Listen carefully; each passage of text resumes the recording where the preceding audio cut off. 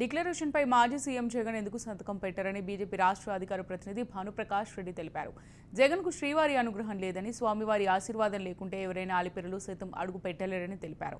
4 గోడల మధ్య కాదు, గోడలెక్కి బైబిల్ చదివినా మాకిలాంటి అభ్యంతరం లేదని తెలిపారు.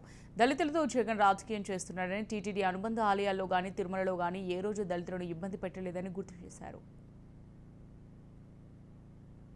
స్వామి ఆలయంలో దర్శనం కావాలంటే స్వామి అనుగ్రహం ఉండాలి.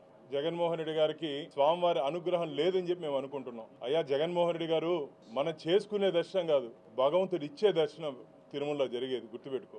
ఆయన ఆశీర్వాదం లేనిది 7 కొండల అలిపిరి దగ్గర కూడా మనం అడుగు పెట్టలేం.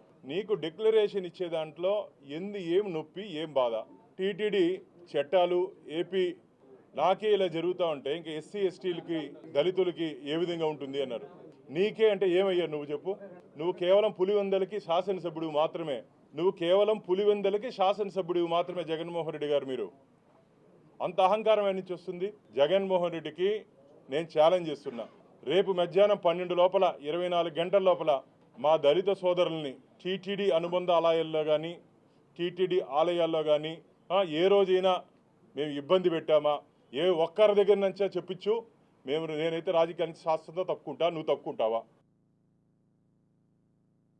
వెంకటేశ్వర స్వామి ఆలయంలో దర్శనం కావాలంటే స్వామి అనుగ్రహం ఉండాలి.